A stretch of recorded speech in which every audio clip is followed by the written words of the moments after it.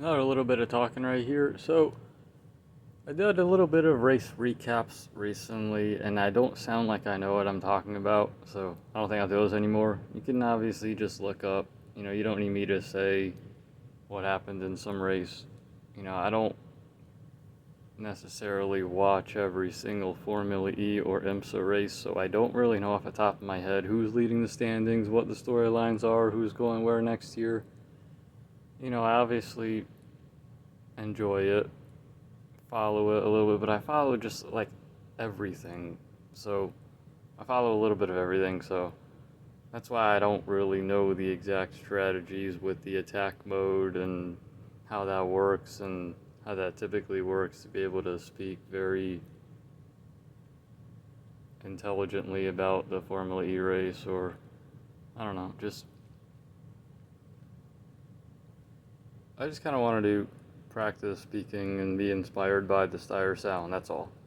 It's weird to speak to a microphone like this, to not speak to real people, or to not have like a conversation, to just monologue like this. I thought it would be kind of easy to I think about this stuff all the time. I thought I'd just, speak my thoughts, speak whatever thoughts come out of my mind, but it's a lot harder than it seems. Anyway, I just wanted to say some ideas. Motocross, I used to love like 10, 15 years ago. We used to have fill-in riders all the time. I'm just thinking about like Lance Vincent filling in on Geico Honda. Jimmy Dakota's filled in on a Geico Honda. Parlayed that into a full-blown East Coast ride for 2012. He didn't get to race at all because he broke his foot. But that relationship, he wound up getting a full-on indoors and outdoors ride in 2016 and 17 with Geico Honda. And he was technically a factory rider for the rest of his career, because after that he went to JGR Suzuki. JGR Suzuki had the factory Suzuki support. They were the official factory Suzuki team. He was with them until 2020. He retired at the same time the team went away. He dealt with Lyme disease. That's pretty gnarly, Lyme disease. Named after old Lyme, Connecticut, right? Crazy what, maybe a little tick bite could do. And it's just so like mysterious, and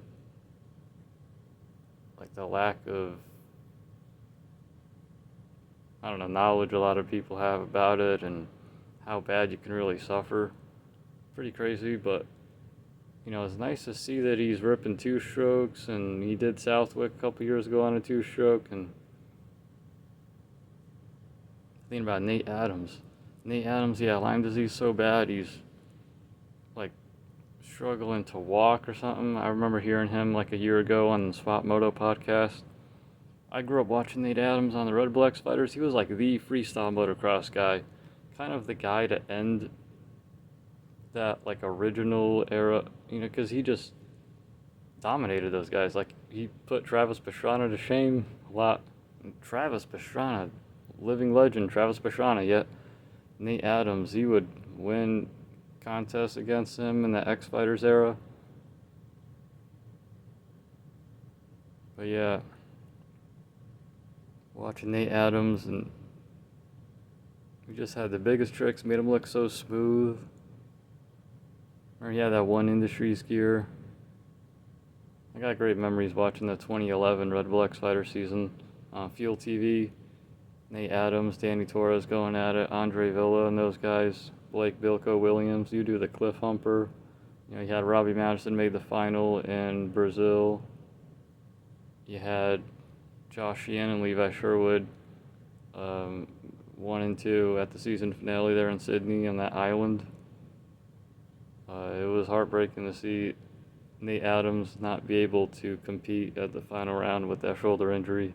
Danny Torres won the title, which I thought was pretty cool, especially after his crash at Rome that year. He hit his head on that glass window, but yeah, kind of jumping around a lot.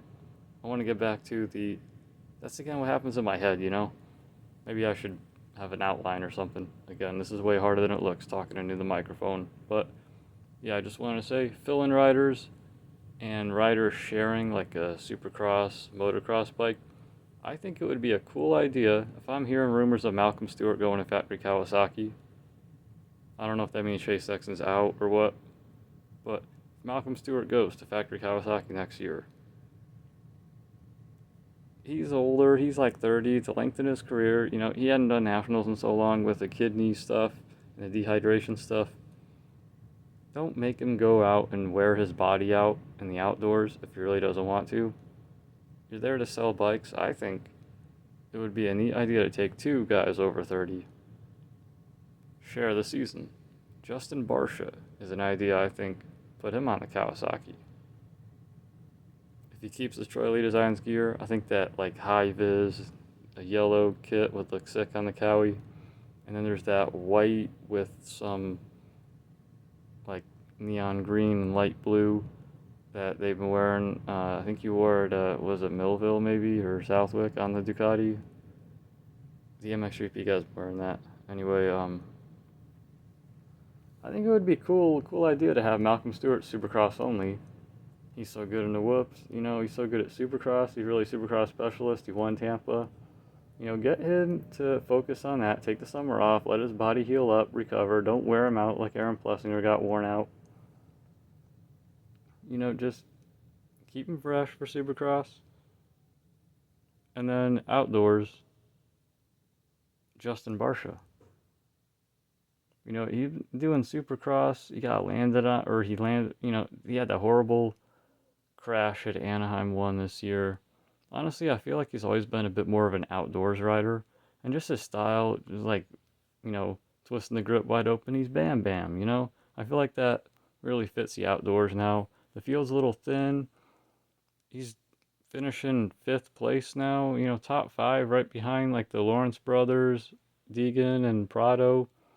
Like he's right there with like the Ferrandis, Marchbanks, Hampshire. Those 3 guys have had a little bit of inconsistency at some rounds. You've seen Justin Barcia do pretty good outdoors this year since his back got better. I think he had a tweaked back or something in the first couple rounds. But yeah, how about putting Barcia on the bike for outdoors? And they'll share that bike. Maybe Malcolm can also do Worlds on like Bud Racing in the fall. And maybe Barcia, you know, if his wife's British, he likes being over in the UK and England and Europe. And he's the one guy that almost did an MXGP deal or whatever. Like he's been talking with MXGP teams at times. Maybe he can go over for the spring, ride the Kawasaki for some of those early GP rounds or some of those national championships, like the preseason races that all the GP guys do to tune up in like March or so before the season starts. Maybe that'll be cool. I don't know, get some time over there. Just, I kind of want to see more guys specialize again. I want to see more cool events. The SMX, you know, it kind of forces these guys into like this playoff. It's been like interesting and fun to keep up on, but at the same time, I kind of miss the old days of a more nomadic offseason. And, you know, the Monster Cup. You had guys in between rides. Mike Gillespie riding this yellow Rockwell Suzuki before he got the Moto Concept Suzuki ride. You had Malcolm Stewart wearing that sick 7MX kit when he was between rides. You know, he had the whole graphics and gear that matched that white and teal stuff. You had guys like Justin Hill, Cooper Webb jumping onto a 450 and showing what they could do. Justin Hill got second in a moto there. And, you know, I like to see more moonlighting again. Like guys like Justin Hill, again, riding Tampa 2018 on a 450. He almost won his heat race. He was running in a podium spot in the main event. He really showcased how he could ride a 450. Now I feel like it's just so hard. I want to see a Joe Shimoda ride a 450 without it costing him a chance at a Supercross title, you know, or like it costed him SMX points. You got to stay in one class. Like, I want to see guys do a little more of that. It's just fun to see cool events. You know, the Monster Cup was like a cool, different kind of event. I could see if you think it got played out at the end. In Red Bull Straight Rhythm was always cool. They always made it something new every year. They had it. The first year it was on a drag strip, then they moved to the horse track. The very next year they put it at night. The very next year they have 2 strokes. The very next year everybody shows up in throwback kits and Parker Mashburn. It's basically like a Halloween party. Everybody going as Parker Mashburn went as Nathan Ramsey or you know, who went as Fonseca on the Honda? I forget. You have AJ Cantanzaro going to, because it was like the week of Halloween, go into straight rhythm as Pastrana or James Stewart. You know, you had the was Pierce Brown as Ricky Fowler or whatever. Brandon Hartranft as Evil Knievel. But that was cool. Obviously, Roczen has McGrath on the Honda. Oh, I forget. It was Michael Lieb. Yeah, Michael Lieb. He went as Fonseca on the Honda number 24. But yeah, that was just some cool stuff back then. I'm blabbing on too long. I don't got time for this. I don't have time to have all the technology. I don't know how to have all the technology or have it time to devote to all this to make this whole thing all professional presentation. So I know I talk about, presentation about motorsports, and I don't do it myself, but, I don't have the resources to do that or the time to do that. So before this gets to 11 minutes, I'll just stop it now. I don't expect anyone really to even hear this.